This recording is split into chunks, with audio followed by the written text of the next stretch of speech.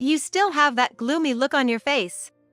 Wait, are you still single and living with Dad? That's hilarious. It was a holiday when the doorbell rang, and standing at the front door was my younger sister who once stole my husband. 2 years ago, I discovered her affair with my husband, leading to our divorce. Since then, I had lost track of both of them, but suddenly, my sister returned, ridiculing my appearance and flaunting her wedding ring. We got married, so I thought I'd stop by for a greeting. I'm living happily now with your ex-husband. My name is Zoe. Ever since I was young, I've been complex about my appearance. My face and body are average, with no distinctive features. To others, I'm just ordinary, but I have a beautiful younger sister, Sophia. Ever since we were young, I've been constantly compared to Sophia, who is 5 years younger than me, in terms of appearance. Relatives would often comment behind my back, Sophia is so pretty, and Zoe is so plain. Are they really sisters? I accidentally overheard them saying such things. Sophia always looked down on me, knowing how the relatives talked about me. She was selfish, believing she was superior to me, her older sister, so it was common for her to beg for my things or just take them if I refused. That's why living together in our family home often left me with unpleasant feelings. However, my parents always treated us sisters equally, regardless of our looks. They showered me with love, never minding the relatives' mean comments, which made me adore them. Although my parents always shielded me from the hurtful words of our relatives, things were different at school. There, I couldn't escape the harsh comparisons. At school, I was constantly compared to Sophia, a cute younger sister and a plain elder sister. Facing these comparisons often, I resolved to excel in studies, knowing I couldn't compete in looks. Thanks to that, I kept my grades at the top of my class. Especially in Spanish, I excelled. My parents praised me a lot every time I scored well on a test. Tragically, my mother passed away in an accident when I was 17. After grieving, I began to do the household chores in place of my mother. However, Sophia hardly seemed to mourn our mother's death and started treating me like a servant. Sophia would always wait until our father was away on business to act up. At this time, she had just entered middle school. She would order me to buy snacks and drinks, treating me like her errand girl, and sometimes even demanded money. My allowance is so little every month. You're not interested in fashion or anything, and you don't buy stuff, so it wouldn't hurt to lend me some, Sophia would complain.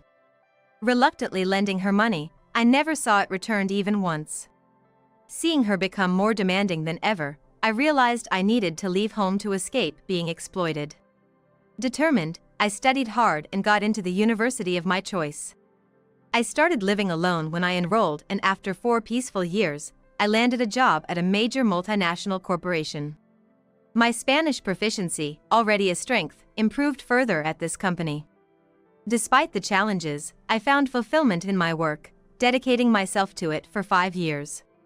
Then, a younger male colleague, who joined the company that year, suddenly confessed his feelings to me.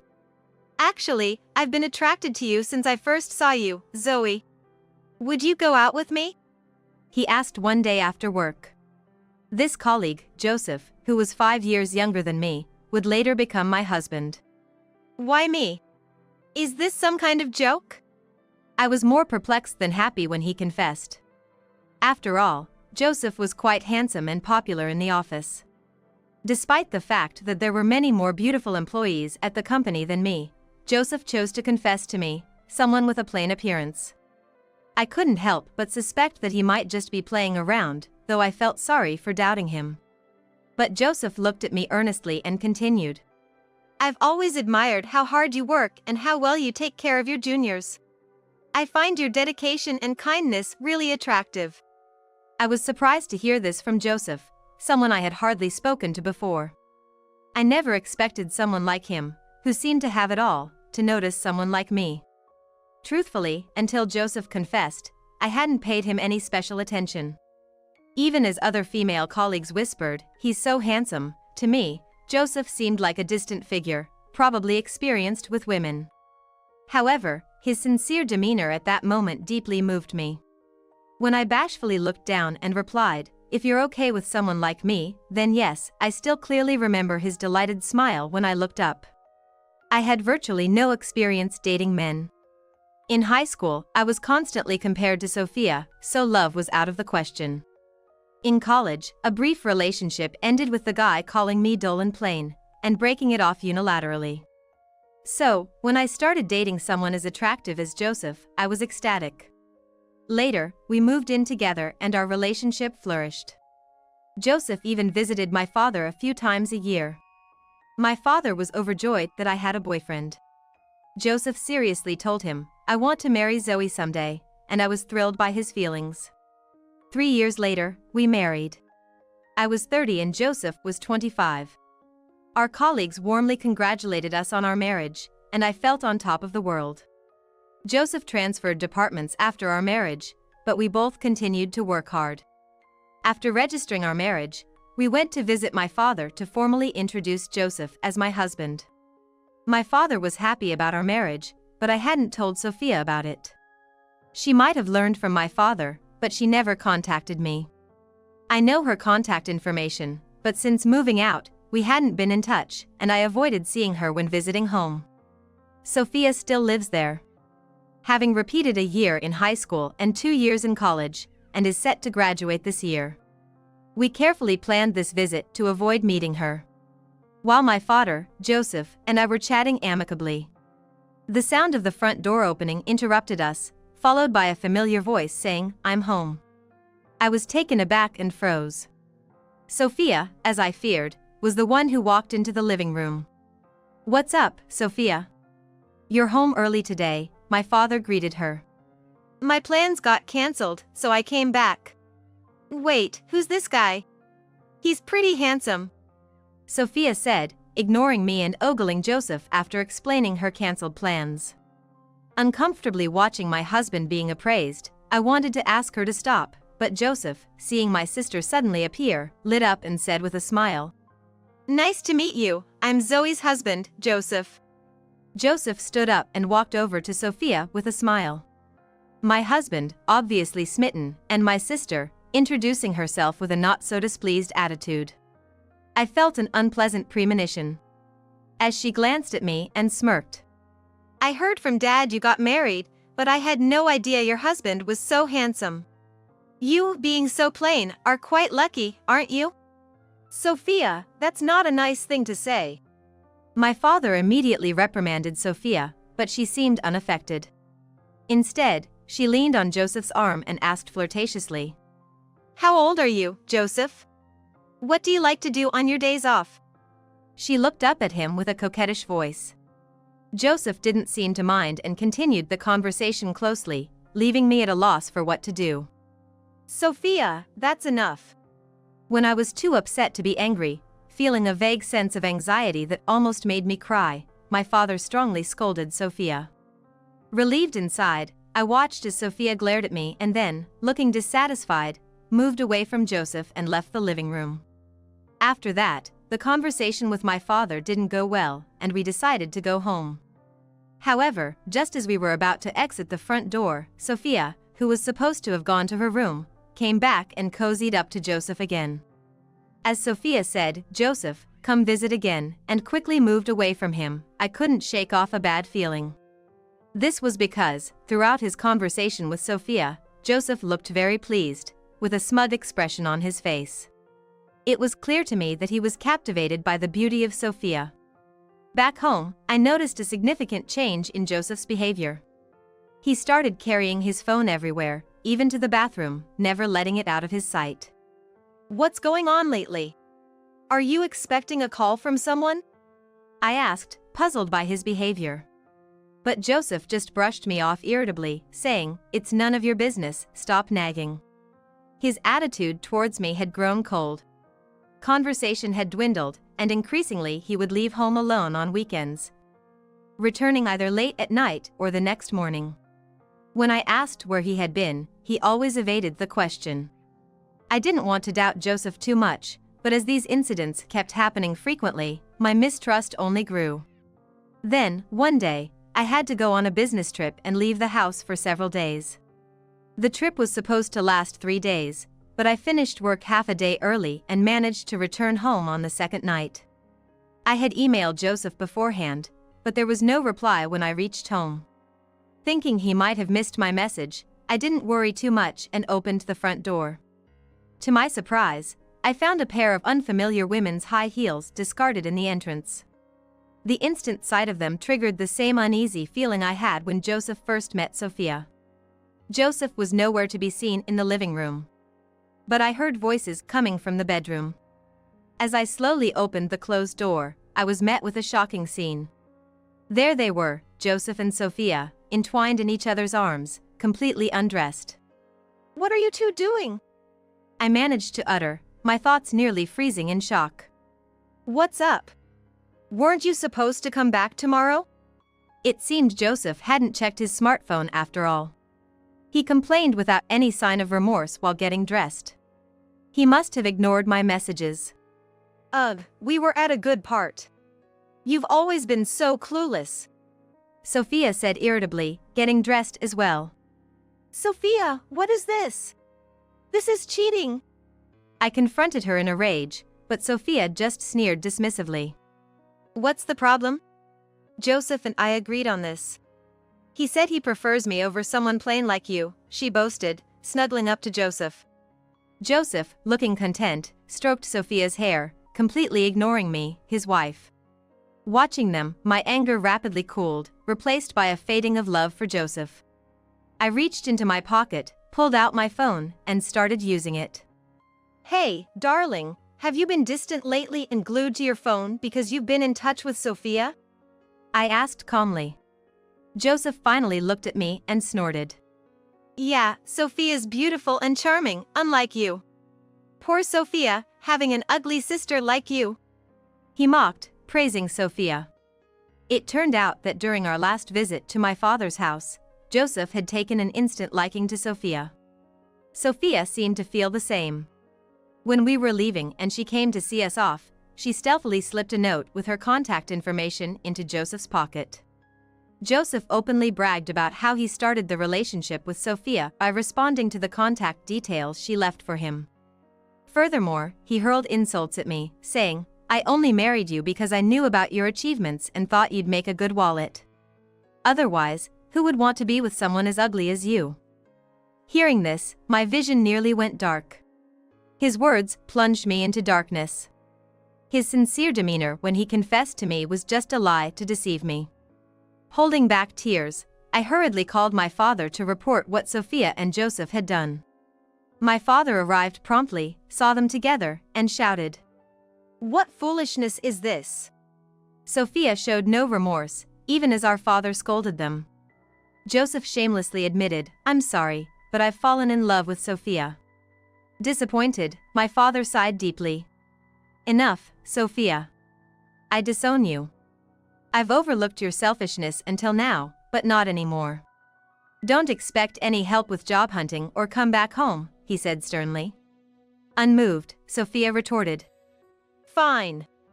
I'll be happy with Joseph anyway." Not a single word of apology to our father, despite being raised by him until today. My disgust towards her grew. I glared at them both, reached my limit, and declared, "Fine, do as you please, Joseph. I want a divorce.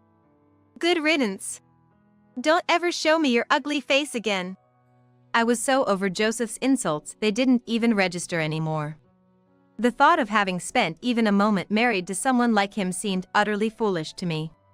After I told Joseph about the divorce, I left him and them behind and moved out of our apartment that very day. I moved back home and quit my job, but thanks to my father, I quickly found a new one. He works at a foreign-owned company similar to the one I had been at. And he used his high position there to talk to the president about hiring me. They were recruiting at the time, and I was able to join them. By the time my divorce was finalized, it seemed that Joseph had quit his job and moved away with Sophia, but I had no idea of their whereabouts. I settled into a peaceful life with my father and adjusted well to my new job. 2 years had passed since then. I had nearly forgotten about Joseph and Sophia when something completely unexpected happened. One day, a day off from work, the doorbell rang while I was doing housework. When I opened the door, there stood Joseph and Sophia, whom I hadn't heard from in so long. At the sight of me, they both smirked condescendingly. "Hey, ugly, how have you been?" Joseph said to me, catching me off guard with their sudden visit. You still have that plain look on your face. Seriously, are you still single and living with Dad? That's hilarious. Sophia snickered. What are you doing here? I asked wearily. Sophia flaunted her left hand, where a ring glinted on her finger. And Joseph wore a matching one. We got married, so we thought we should at least greet Dad once. Now, Joseph and I are living happily together. I could hardly believe they had the nerve to say such things to an ex-wife. I wanted to shut the door in their faces, but they pushed past me and barged into the house. Move it, ugly, is your dad home? Joseph deliberately bumped into my shoulder and brazenly crossed the threshold of the house. Sophia, who was supposed to be disowned by my father, appeared with an arrogant attitude, as if she had forgotten all about it. Then, hearing the commotion, my father emerged from the back of the house. Initially surprised to see Sophia and Joseph, he quickly put on a smile. Oh, isn't that Sophia? And Joseph is with you too? You've come back at just the right time. I have something to discuss with both of you, come over here. Encouraged by my father's reaction, Sophia and Joseph seemed pleased. And lightly headed towards the living room, so I followed them. As they casually sat down on the house's sofa, my father handed them some documents. They took them without suspicion, but as soon as they saw the contents, their expressions froze. It was a demand for compensation for infidelity against me. What's this? Dad, what does this mean? Father, now with a stern face, glared at them sharply, a stark contrast to his earlier smile. What does this mean? I never forgave you for what you did to Zoe. I couldn't do anything as I had no way of contacting you, but now that you've returned, I'll make sure to claim the compensation. Sweating, Sophia and Joseph fell silent in front of my determined father. At the time, Zoe had gathered photos and audio recordings of you two in the act of infidelity, so we have all the evidence we need. There's no escaping this. Faced with my father's relentless inquiry, Sophia and Joseph fell silent. 2 years ago, when I first witnessed their affair, I had secretly recorded the audio on my phone and took silent pictures. I still have those data on my phone, ready to present as evidence of their affair at any time. There's no way we can pay such a huge amount, Joseph said in despair. However, my father's expression softened as he said, "Actually, there's one more thing I need to discuss with you." He then pulled out some more documents from a drawer and handed them to Sophia and Joseph. I already knew this, but the documents they were signing were for the transfer of this family home as a gift. My father proposed to give them the house as a gift inter vivos. As expected, both of them immediately lit up at the proposal. So, you're giving us this house? Why didn't you say so earlier? Then, we can sell this house to pay off the alimony. It was clear they were only thinking about selling the family home for money. They seemed desperate for cash, eager to grab this lucrative opportunity, and started signing the documents without hesitation. Poor you, living with Dad and getting nothing. Sophia mocked me after signing. She seemed to think I was getting nothing from our father. As I remained silent, they prepared to leave, thinking their business was done. See you later, Dad. You two better pay Zoe her alimony soon. My father sternly reminded. Joseph replied nonchalantly, "Understood. Thank you for giving us your house." I watched the two leave, still mocking me, in high spirits. After they left, my father looked at me, nodding and smiling. I nodded back and started packing for a particular reason. Actually, my father and I had already planned to move out of this house soon. When Sophia and Joseph appeared, it was perfect timing for my father to propose the gift inter vivos. After we left, they tried to sell the house quickly, but it was old and significantly deteriorated. I know this because they called once about it. You really had the nerve to stick us with such a rundown house. It's not even worth any money. As soon as the call connected, Sophia was fuming, but I had no intention of taking her seriously. You were the ones who happily signed the contract. I don't know anything about the money. All I care about is getting my alimony. No way! I ignored Sophia's dismay and hung up the phone. In the end, selling the house didn't come close to covering the alimony, and it seemed Sophia and Joseph ended up in debt, working tirelessly every day. Joseph had already switched jobs, but his salary was lower than at his previous company, making their life more difficult. Furthermore, Sophia, who had lived off her parents' and Joseph's earnings until now, had never worked a day in her life.